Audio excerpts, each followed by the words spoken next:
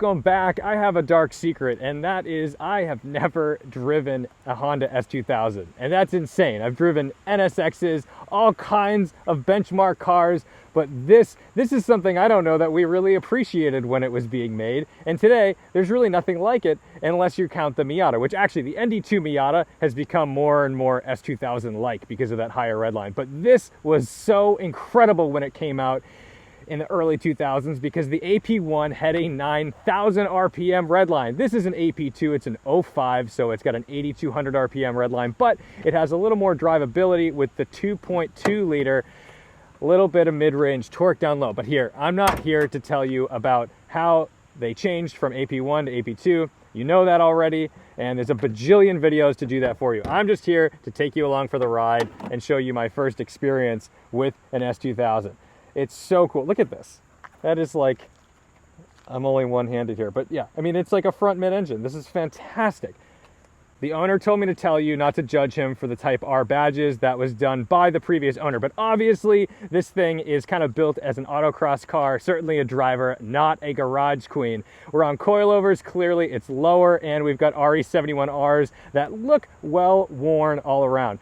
Another thing is this exhaust is incredibly loud, so we're gonna have a fun time trying to keep the audio, but I've got my earmuffs on. We're going top down with this one because what the hell. Inside, we've got this Recaro racing seat, so you sit incredibly low in the car, but I'm just getting waves of nostalgia. In fact, when I was young, I was 16 years old, I wanted to test drive one of these so badly that I had my dad take me to a Honda dealership and try to pretend like we were just these yuppie people where he was going to buy me my first car and it was going to be this.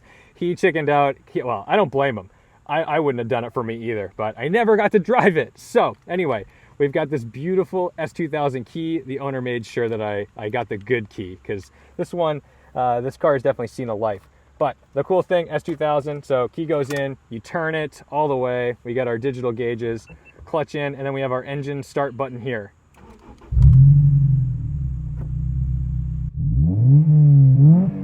So I think the audio levels are gonna be okay like this. Let's go give it a shot. This is one of those cars that I always wanted to replace my M3 with, but you know, I don't want this as a winter car. You're immediately greeted with this incredible short shifter, and this is stock. And we've also got true VTEC in this, so over 6,000 RPM, somewhere in there. I don't know the exact RPM, but you can find out as you watch. Oh, it's super low. We don't want to hit this little squirrel. Oh, that's not a squirrel. Good. It's just a piece of paper. Good job. No dead squirrels.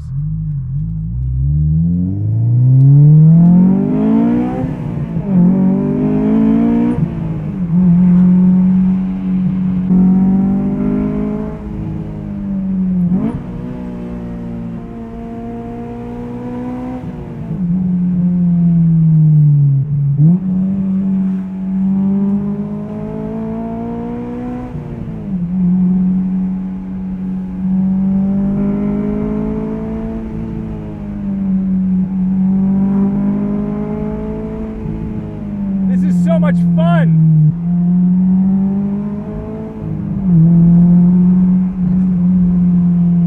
So one of the big things that everybody hates about new cars today is EPAS systems, the electric power assisted steering. The Honda S2000 had EPAS, it had an electric assisted steering rack, and you know what? I wasn't complaining then, not complaining now, but it's funny because when Porsche came out with EPAS systems in their 911s, everyone went crazy. Honda's been doing it pretty well. Rev Match, it's just so easy to drive.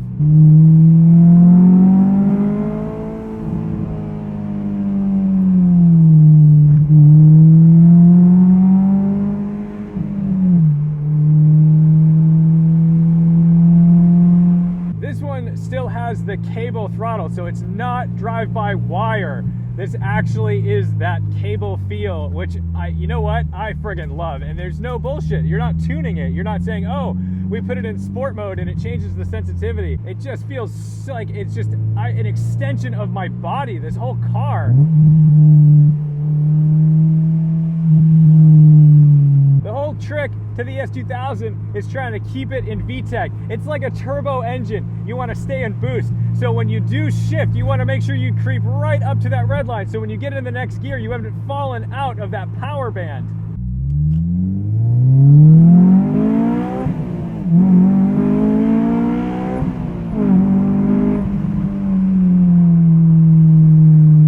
It feels so light and happy, but at the same time solid and planted. Like, it's not like a Miata where it kind of feels a little flimsy, like there's just this thing around you. This feels like such a rigid, real, expensive kind of chassis.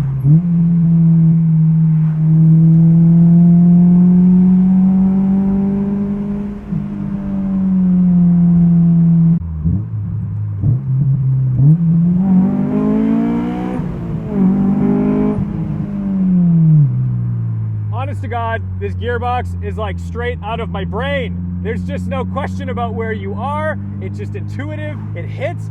It's like the most tactile, happy thing. I think the only thing I would change is this clutch, so I would dump that clutch delay valve. And then I would maybe get a beefier clutch so it's slightly more tactile, but I mean, who cares?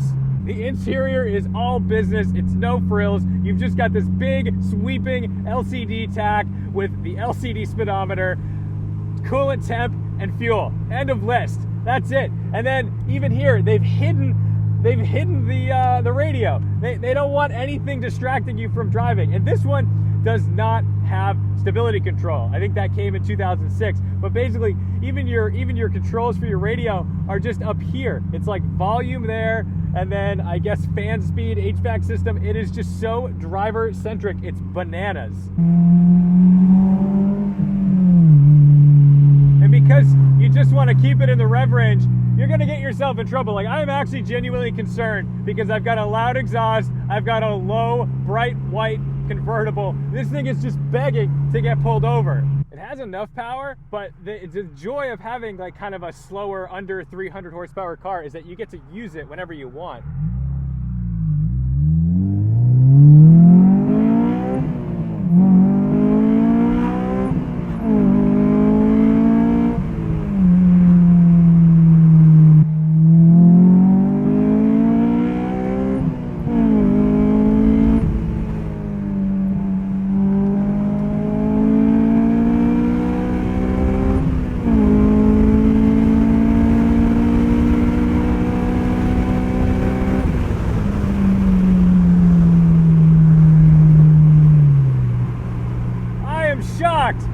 This is not slow. This like has legitimate power. This can really go.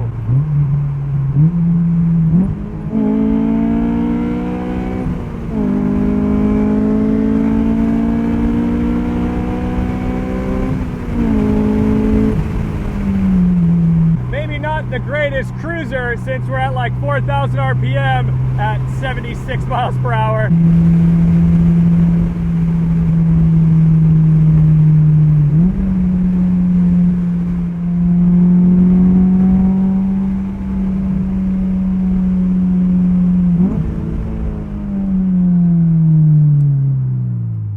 It's a legitimate, like, it feels like a race car.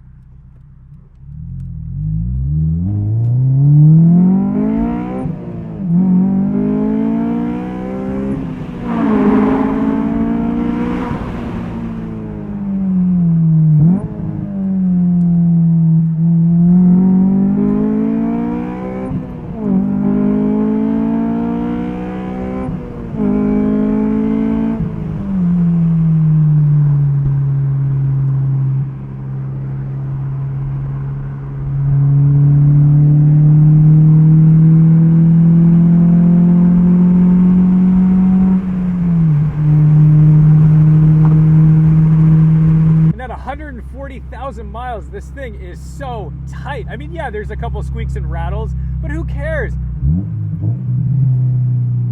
Like, I need a tunnel to be louder.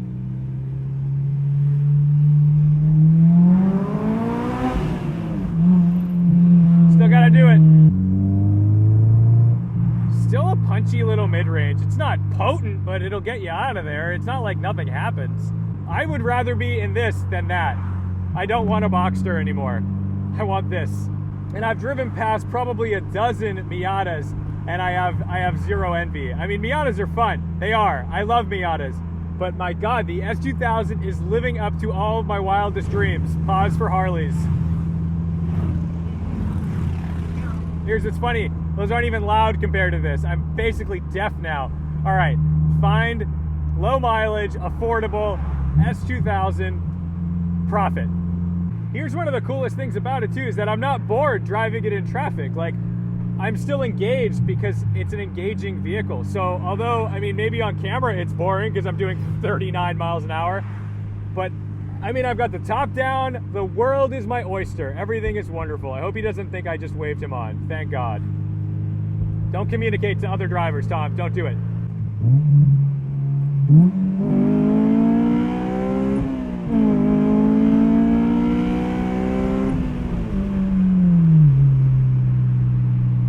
How can you not? How can you not?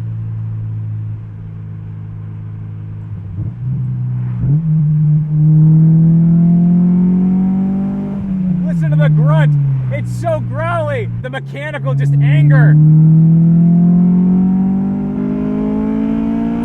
Then V-Tech kicks in. It changes the whole sound. Oh my God. All right, let's go into quiet mode. Try to stay off throttle in the low revs. Don't want to interrupt the authorities. I'm telling you, I don't know that I've ever wanted a Miata less. I want this. If I had driven one of these in the last 16 years, there's a 100% chance I would have bought one. Maybe the hunt is on. Maybe the S2000 is the next car.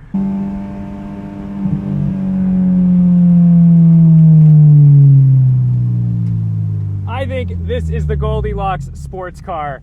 I'm so happy. It's not beating me up, but it feels like a race car. I think I need to own one. Maybe that's the perfect two-car solution. E39 M5, Honda S2000.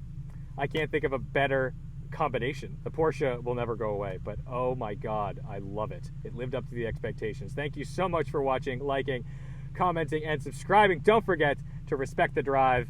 And if you haven't driven an S2000, if you're crazy enough to have not driven an S2000 like I was, get out there and find one. You have to drive this thing.